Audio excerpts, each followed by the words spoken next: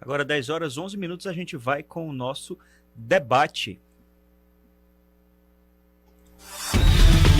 Agora, a favor ou contra?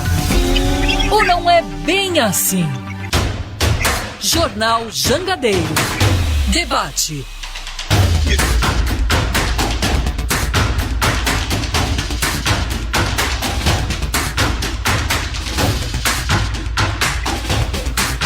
Você já tem certeza em quem vai votar? Ou prefere esperar aí a campanha começar para ver as propostas de cada um? Você é apegado a um candidato ou analisa todo o programa de governo para tomar alguma decisão, né? Tem gente que espera entrevistas, espera aparecer a campanha, né? Rádio e TV também, para poder decidir o seu voto. No centro do nosso debate de hoje, uma pesquisa realizada pelo Poder Data, mostrando que a eleição presidencial no Brasil aparenta estar se cristalizando. De acordo com o levantamento realizado entre os dias 5 e 7 deste mês, cresceu para 82% os eleitores que já escolheram algum pré-candidato e não pretendem mudar de voto até outubro. Os que ainda podem mudar de escolha são só 11%. A gente lembra que a campanha ainda nem começou oficialmente, né? Estamos na pré-campanha, vamos dizer assim.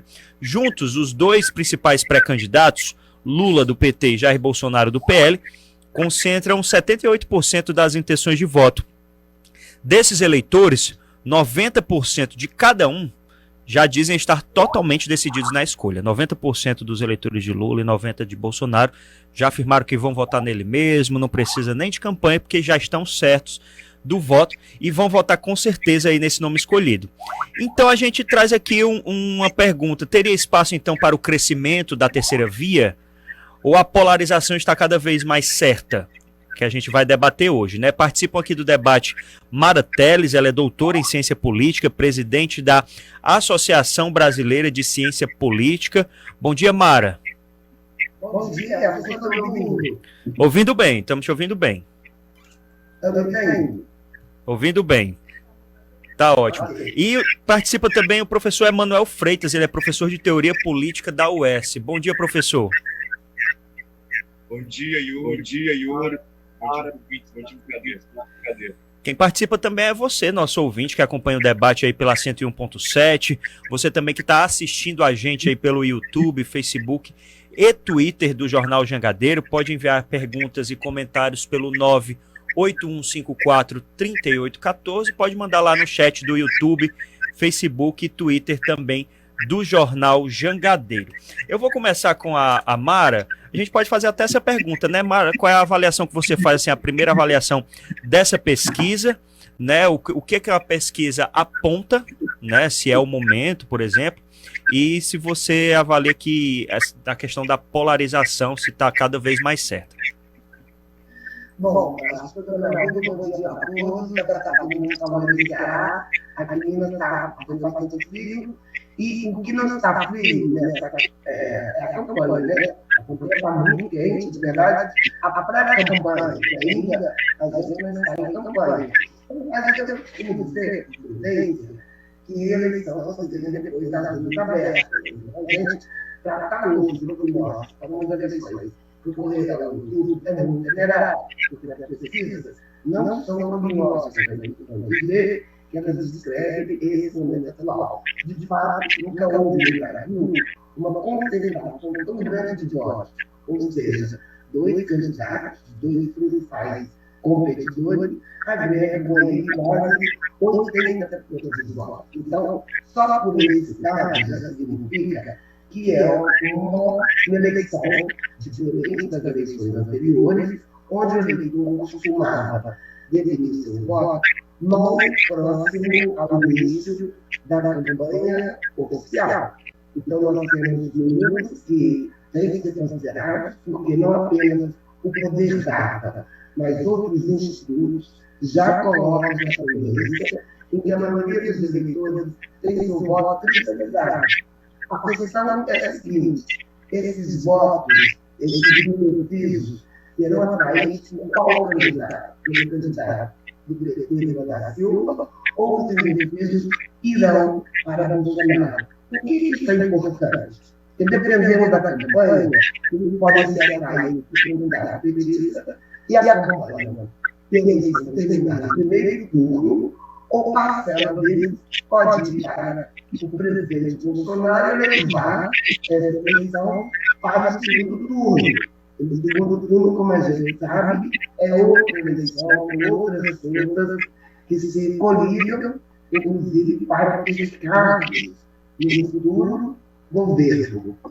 É isso que eu tenho. E queria dizer para vocês, estando ouvintes, que não existe data-pouco. Eu, como presidente da Associação Brasileira de Pesquisadores Eleitorais, fico muito preocupada com os ataques sistemáticos às pesquisas científicas. Nós não podemos desconsiderar essas pesquisas, muito embora não possam fazer projeções para o futuro, elas são feitas com métodos científicos. E nós estamos no momento que toda a metodologia científica e as ciências em geral estão sendo atacadas, não só aqui no Brasil, como no mundo, com enorme tendência de negação de processos científicos de uma racionalidade. Então, quando vocês, ouvintes, chegarem até vocês na pesquisa, procurem saber quem fez essa pesquisa, procurem verificar se essa pesquisa de fato tem feito com credibilidade, e gostaria de lembrar, cuidado, não existe data-pouco, existe data-pouco. Isso não existe. Então, imagens, como candidatos, como multidões, não são imagens que nos dizem de forma representativa sobre o voto. Professor Emanuel.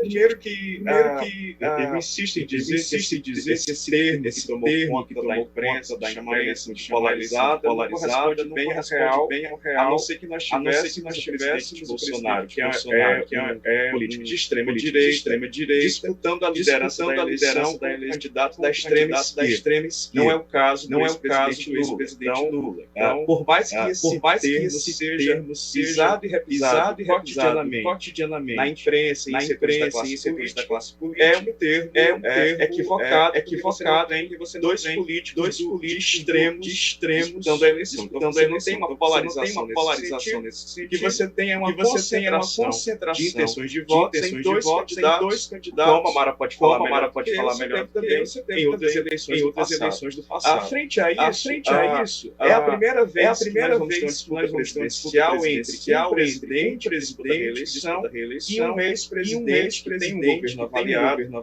memória do eleitorado brasileiro e que disputa novamente. Frente a isso, é como se esse eleitor que estivesse respondendo as perguntas, ele tivesse duas gestões concretas para avaliar a gestão do ex-presidente e a gestão do presidente Bolsonaro. Frente a duas experiências concretas, né? E frente a outras que se colocam como possibilidades de um devir, esse eleitor então se concentra nessas duas pessoas, a julgar pelas pesquisas, ele está julgando duas experiências de governo concretas que ele tem, que a gente tem observado então todas a insistência de parte da imprensa, da classe política, num desiderado de uma terceira via, ou seja, de uma terceira possibilidade de escolha entre uma gestão que já esteve no passado e a gestão que está agora. Esse discurso ainda não conquistou o eleitorado, tanto assim que houve já várias defecções da terceira via, a gente pode lembrar do Mandetta, a gente pode lembrar do Sérgio Moro, a gente pode lembrar do João Dória, e agora a grande Tebet, mas já houve várias defecções nesse espectro político que pretendeu se colocar como nem Bolsonaro e nem Lula. Não deu certo, há uma dificuldade de encontrar um discurso, mas mais do que isso, uma dificuldade de encontrar um eleitorado para essa candidatura desejada por setores ditos esclarecidos da opinião pública, mas que a gente tem observado então essa concentração nos dois candidatos, que volto a dizer, são dois candidatos que estão tendo o seu governo avaliado por esses eleitores que têm respondido à pesquisa de intenção de voto. A gente está falando, está trazendo como um gancho uma pesquisa do Poder Data mostrando da eleição presidencial do Brasil que 82% dos eleitores já escolheram algum pré-candidato e não pretendem mudar de voto até outubro. Estão participando aqui com a gente a Mara Teles, doutora em ciência política, presidente da ABAPEL, e Emanuel Freitas, que é professor de teoria política da UES. No bloco anterior, a gente estava falando, né, professor Emanuel, sobre a questão dessa, vamos dizer, desse debate, né, que está definido em dois nomes. Então os eleitores não estariam então procurando uma renovação. O senhor acha que teria espaço para mais alguma pessoa no debate, ou o debate caminha mesmo para que sejam a avaliação, como você falou, desses dois governos, vamos dizer assim? A gente está com os convidados aí? Sim. Estamos com Mara. Mara está conectada. Sim. Emanuel está conectado? Nos ouve? Sim. Pronto. Agora sim, retomando conexão 100%. Acho que só dele sumiu. Posso falar? Posso falar? Pronto, professor, pode falar. Então, eu não diria que os eleitores não estivessem em busca de novidade. Que esses candidatos da suposta terceira via, que pretenderiam furar, né, essa hegemonia do Lula e do Bolsonaro, eles é que não têm apresentado um discurso para a população brasileira. Grosso modo, todos esses candidatos falaram até hoje de quê?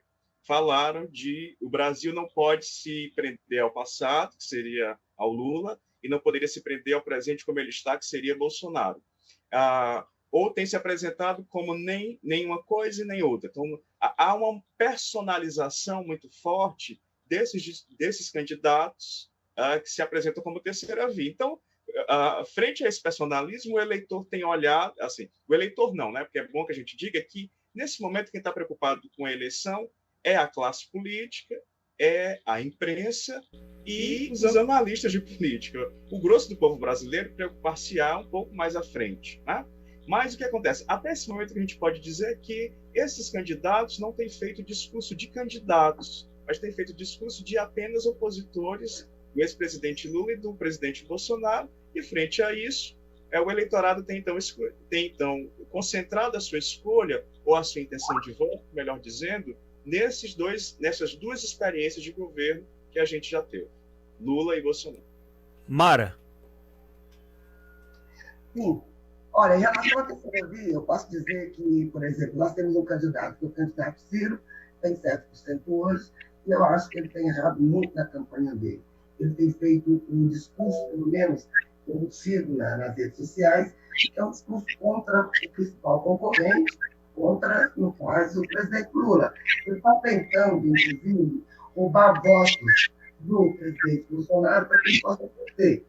E, ao mesmo tempo, para isso, ele se coloca como o único candidato que poderia derrotar o Lula. Então, ele tem feito uma campanha que é muito mais anti-PT do que anti-Bolsonaro. Isso é um problema. Por quê? A eleição desse ano, a eleição de 2018, foi uma eleição em que Bolsonaro ganhou em função do antipetismo. Esse ano, o presidente Lula está à frente, não só pelo voto representativo, que é a avaliação do seu governo, ele saiu do governo com avaliação muito alta, mas está à frente também em função do fato de que esse ano nós temos um enorme anti-bolsonarismo. Então, quando a terceira via, ou quando o Ciro, que é o único candidato aí que pontua nas pesquisas, que se apresenta como a terceira via, quando ele se coloca contra o preferido, ele reduz as suas chances de crescer, porque ele está se colocando muito contra o candidato preferido. Nesse sentido, eu acredito que as eleições elas estão bipolarizadas, estão disputadas até o momento, com o presidente Bolsonaro e o presidente Lula. Gostaria de complementar que, na realidade, o principal cabo eleitoral do presidente Lula ainda é o presidente Bolsonaro, porque o Lula cresce na rasteira de uma retração econômica, de inflação crescente, um país de pobreza e desemprego. Ou seja, o voto esse ano será um voto de avaliação não só do presidente Bolsonaro, mas um voto no qual se avalia a economia. O presidente Bolsonaro tentará, está fazendo uma campanha como a do ano passado, uma agenda moral, uma agenda comportamental. Ontem mesmo ele deu uma entrevista informando que o candidato petista é um candidato contra a família, que esse candidato seria a favor do aborto, etc. Ou seja, um tema moral, mesmo voto econômico. Acredito que o presidente Bolsonaro ainda possa vir a crescer alguma coisa, porque nas pesquisas de hoje, o presidente Lula ganha no primeiro turno, só que ele ganha bem na fronteira. Entre os 52 e outras pesquisas aparece com 49. O Brasil é um país que tem tendência de reeleição.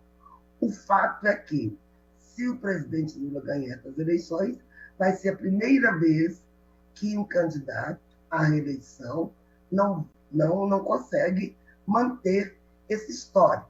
Então, as eleições não estão decididas, mas o eleitor parece que se decidiu antes mesmo do início da campanha, tendo em vista a avaliação bastante negativa da economia. Se o presidente Bolsonaro continuar com estratégia de moralização e não atentar para os aspectos econômicos, ele, com certeza, tende a perder. Veja bem, que nós tivemos anteontem, uma fala do ministro da Economia no sentido de congelar preços. Tivemos também a redução de ICMS, ou seja, está tentando diminuir o preço da gasolina, ainda que seja temporariamente, fazer um certo congelamento, desde que a classe empresarial aceitasse fazer isso. Ele está olhando agora para a economia nos 49 minutos do segundo tempo. É possível que estas medidas, que me parecem que são apenas no sentido de conquistar mais votos, elas são insuficientes para que o presidente Bolsonaro venha crescer. Mas gostaria de dizer, eleição só depois das urnas abertas. Mesmo porque, me permita concluir, ainda ontem, o presidente Bolsonaro, numa entrevista, voltou a atacar o Supremo Tribunal Federal. Então, nós temos uma eleição bastante imprevisível. Nós temos a pré-campanha, nós temos a campanha, nós temos o dia das eleições, e ainda temos a diplomação desses candidatos em dezembro. São 4 etapas que nós temos que atravessar no ano de 2022. Em função das intempéries, o presidente atual do Brasil, que tem questionado muito as urnas, questionado as pesquisas, toda a ciência política, a Abrapel, que é a Associação Brasileira de Pesquisadores Eleitorais, tem se preocupado com esse tipo de declarações. Mara, você falando sobre essa questão das pesquisas, que apontam a vitória do ex-presidente Lula no primeiro turno, você acredita que as pesquisas ajudam ou, vamos dizer assim, podem influenciar na tendência de voto? Por exemplo, no sentido assim da pessoa ver o candidato que ela gosta, lá embaixo nas pesquisas, aí pensar assim, não vou votar nele porque não vai valer, eu vou jogar meu voto fora. Seria por esse caminho as pesquisas, a pessoa pode interpretar desse jeito, e também por isso que essa pesquisa Poder Data aponta aí a tendência de voto para os dois principais? Olha, esse programa influencia o voto, a televisão influencia o voto, a propaganda influencia o voto, e as pesquisas também. Por quê? Programas televisivos, redes sociais, smartphone, conversas que você tem com a sua família, com seus colegas de trabalho, tudo isso significa interação, e mais do que isso, significa informação. Então, quando o eleitor decide seu voto, mesmo que ele não saiba objetivamente, ele está fazendo um cálculo. E, claro, se uma pesquisa ou um programa de TV discute política, etc., ele pode reunir informações, ainda que incompletas, para avaliar o seu candidato. E as pesquisas, a gente pode encontrar aquilo que a gente chama de voto estratégico, ou de voto útil. Eu não gosto de A, mas A está à frente das pesquisas e, portanto, eu não vou, digamos, desperdiçar meu voto. O eleitor quer votar naquele que ele tem certeza que vai ganhar. Ou, por outro lado, eu gosto de A, mas A não tem chance, então eu voto naquele candidato que mais se aproxima da minha maneira de pensar, muito embora ele não seja o meu preferido.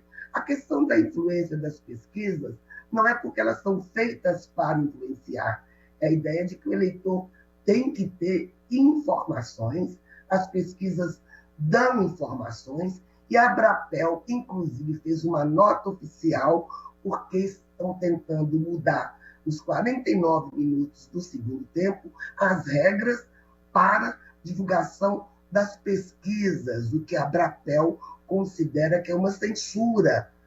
O novo Código Eleitoral que se pretende votar agora no Senado é no sentido de que os institutos que poderiam divulgar as pesquisas seriam aqueles com taxas de acerto nos 5 últimos anos. Olha, o que é uma taxa de acerto?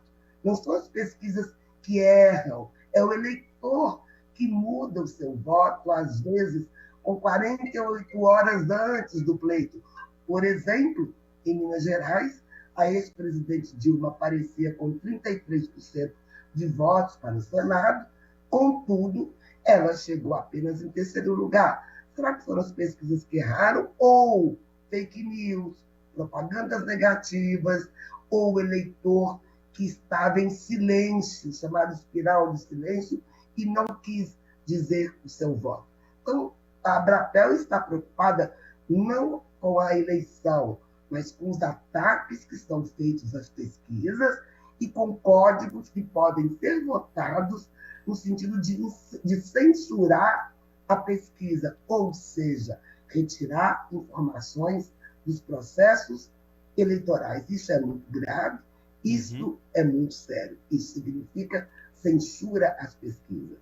Professor Emanuel, você concorda? É realmente por esse caminho a pesquisa pode influenciar, junto com outros fatores, no debate? Ou também tem esse combo, né, que a Mara apresentou aí, questão de fake news, enfim, as pessoas também que ficam em silêncio, né, e mostram o candidato só na hora lá da votação? Sim, concordo com a Mara, porque a gente sempre teve políticos que pretenderam apresentar uma certa limitação da divulgação das pesquisas, né? Eu lembro do, salvo engano, lá o Beto Richa, no Paraná, aquela reforma eleitoral que foi pensada pelo Eduardo Cunha, quando era presidente da Câmara.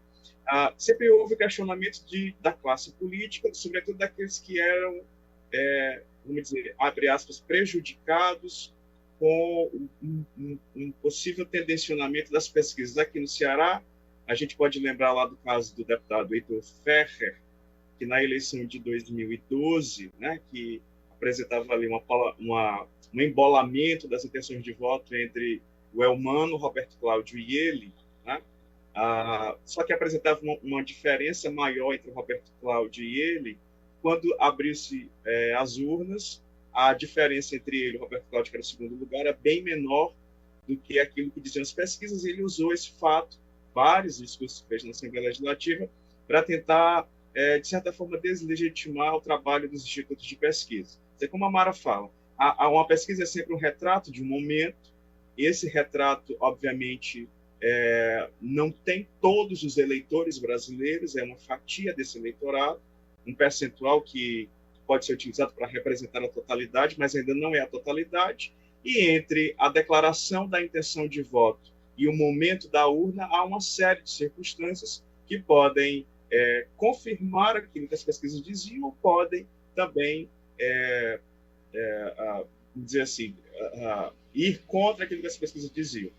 Nós temos no Brasil hoje, ontem eu estava participando também de um debate, como a Mara bem lembrou, um certo descrédito das instituições que trabalham com ciência, e as pesquisas de intenção de votos são uma dessas áreas da sociedade que tem recebido algumas críticas e tem sido lugar comum, sobretudo dos eleitores e dos apoiadores do presidente, dizer que desde 2018 as pesquisas eleitorais estão desacreditadas. Isso é uma profunda inverdade, porque tem como pano de fundo a ideia de que os institutos de pesquisa apontavam a vitória do Haddad e não do Jair Bolsonaro. Se você der um simples clique no Google, você vai consultar as pesquisas que apontavam, sim, o crescimento do Bolsonaro no primeiro turno e que apontavam também a sua vitória exatamente pelo percentual que a gente viu, de 55 a 45 para o presidente Bolsonaro. Então, é mais uma mentira e uma operação de desgaste da ciência por meio dos institutos de pesquisa dizer que em 2018 as pesquisas apontaram um resultado diferente daquele que a gente teve nas urnas. Isso é mentira, e para desmistificar isso, basta consultar o Google. Professor, a Mara estava até falando sobre da questão dessa pré-campanha, né, de quem é o principal, vamos dizer assim, cabo eleitoral de cada um. Então, a campanha aparenta ficar mesmo nessa questão dos ataques e não de propostas, né, como se Lula precisasse de Bolsonaro e Bolsonaro precisasse de Lula para se manterem vivos na política? Então, a pergunta é para mim, professor? Eu vou começar com o professor Emanuel e depois eu quero ouvir também a sua opinião. Olha, quando você tem uma eleição como essa, em que o presidente está disputando a reeleição, naturalmente ele vira alvo de todos os candidatos concorrentes, porque todos os outros querem conquistar o eleitor na afirmação de que eles são melhor do que o atual ocupante da cadeira presidencial. Em todas as eleições foi assim. Se a gente pensar, em 98, Fernando Henrique era alvo de todos eles, em 2006 o Lula, em 2014 a Dilma. Então, é natural que todos os candidatos de oposição, incluindo nessa eleição o Lula, se refiram ao Bolsonaro como algo a ser superado, né? Então, eu diria primeiro isso, não é que teria uma relação de dependência entre Lula e Bolsonaro e Lula. Ocorre que, então, primeiro, o Lula como os outros candidatos da oposição, tem como alvo o presidente Jair Bolsonaro para dizer que ele é melhor do que o ocupante da cadeira presidencial. Uma segunda coisa é que, pensando nisso, o presidente Bolsonaro, então, elege o Lula como o grande fantasma a atormentar a sociedade brasileira. Se a gente pensar, o Bolsonaro não tem falado ele não tem posto no eleitor brasileiro, por assim dizer, o medo ou o receio com o fim do seu governo, com aquilo que seria o encerramento de um projeto político, até porque projeto político o presidente não tem, né? Ele tem um desprojeto e um desgoverno. Então, qualquer ocupante no lugar do Bolsonaro estaria falando que, olha, é importante que eu vença para que esse projeto de Brasil que está em curso não seja interrompido. Foi isso que o Fernando Henrique fez em 98, com a questão da inflação e do Plano Real. Foi isso que o Lula fez em 2006, com a questão do Bolsa Família, do aumento real do salário mínimo, da expansão de crédito, etc. O presidente Bolsonaro não pode fazer isso, né? Então, o que ele faz? Ele apela para o chamado pânico moral. E ele aciona o quê? Veja que ele não escolhe falar de um perigo com um Brasil desconhecido, que seria, por exemplo, um Brasil governado pelo Ciro, um Brasil governado pela Simone Tebet, um Brasil governado pelo Emael, um Brasil governado pelo Novo, etc. Ele não aponta para o futuro. Ele mobiliza um medo a partir de uma ideia de passado, né? Então, o Lula representa o comunismo, que se não fosse a sua eleição, estaria em curso no Brasil.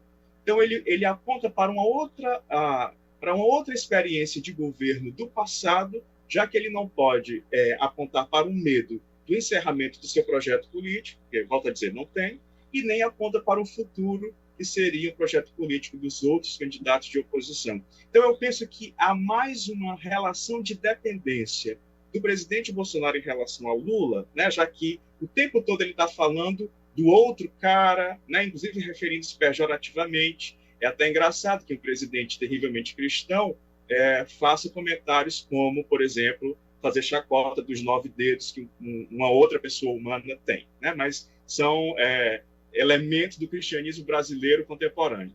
Então, ele se elege o Lula como alter ego, como fantasma, a mobilizar os medos do eleitorado brasileiro. Se tem uma relação de dependência aí, penso eu que é do Bolsonaro para Lula e, até agora, dos candidatos de terceira via, incluindo Ciro Gomes, uma relação de dependência desses dois candidatos. Mara, por favor. Bom, eu acho que é normal que os candidatos, digamos, em outras eleições também, eles sempre se colocaram, né?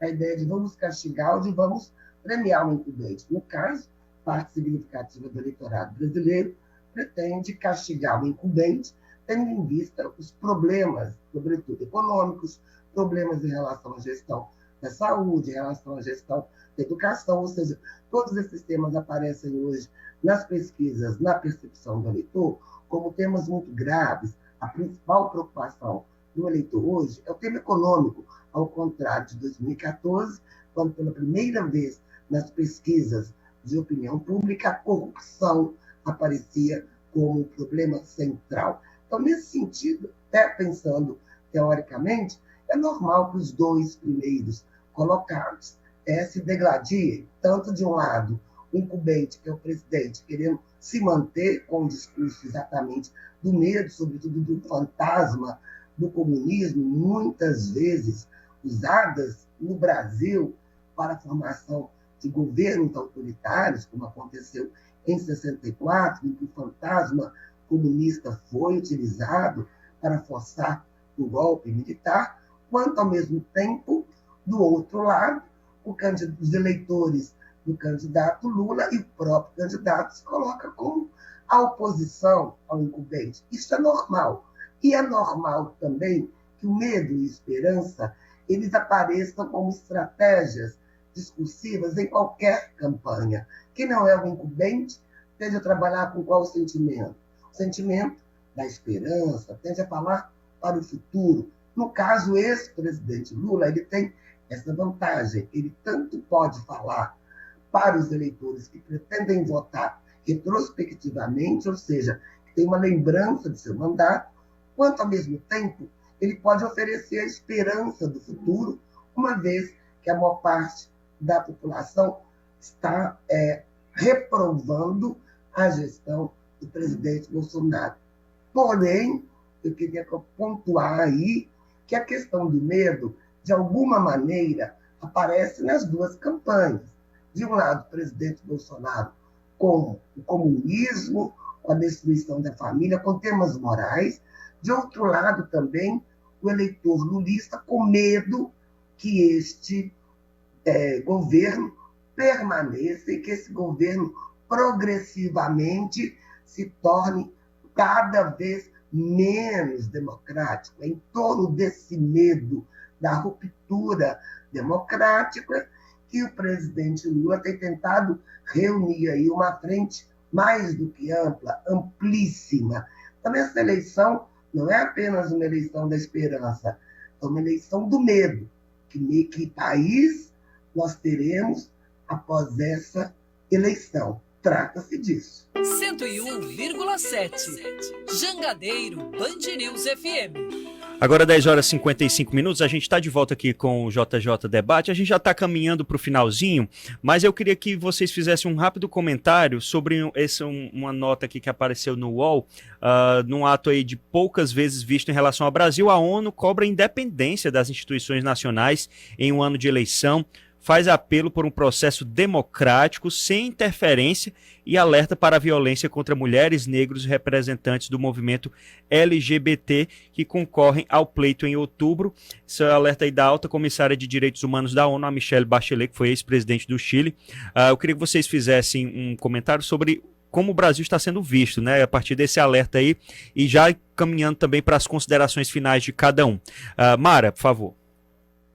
Em primeiro lugar, agradecer pela presença, o convite que vocês fizeram. Eu gostaria de voltar 3 vezes. É um tema muito relevante, o tema das pesquisas eleitorais, e todos os olhos internacionais estão voltados para o Brasil, sobretudo quando vazou pela Bloomberg na imprensa que o presidente Bolsonaro teria tido uma conversa com o presidente dos Estados Unidos no sentido de fazer uma intervenção nas eleições do Brasil. Esse é um tema bastante preocupante quando um presidente dialoga com o outro para ver uma intervenção. Por outro lado, a gente vê que nós estamos num momento, não só no Brasil, mas um movimento global de retrocesso dos direitos humanos. Isso no Brasil, recentemente, tem sido demonstrado através de aumento do feminicídio, de crimes raciais, de genocídio, de certa forma, dos indígenas, E essa semana nós tivemos, de novo, a triste notícia aí, o desaparecimento de 2 indigenistas, tanto o Bruno quanto o escritor, jornalista inglês, o que nos coloca aí na fronteira de um naufrágio no que diz respeito aos direitos humanos.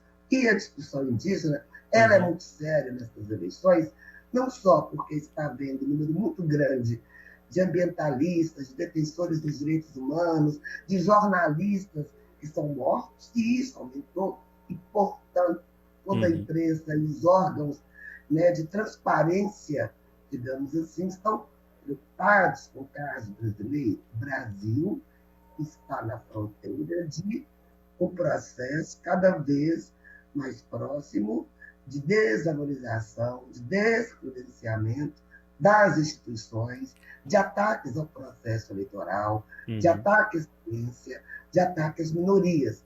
É muito necessário que a gente seja vigilante, é muito necessário que nessas eleições, como prometeu o futuro presidente do TSE, que as fake news sejam proibidas e que os responsáveis por isso, pela distribuição de mentiras, sejam castigados pela Justiça Eleitoral, para que o eleitor possa votar com informações confiáveis. Então, é isso.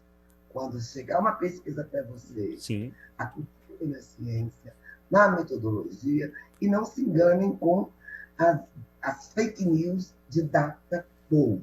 Não existe isso. Obrigado, Mara Teles. Professor Emanuel, 1 minuto e meio aí para suas considerações, por favor.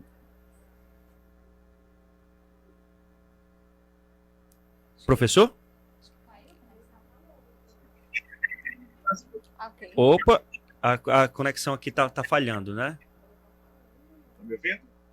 Agora sim, professor, por favor, para concluir. Então, objetivamente, o Brasil tem sido visto pela opinião pública internacional como um país em que as instituições democráticas estão se corroendo nos últimos anos, né?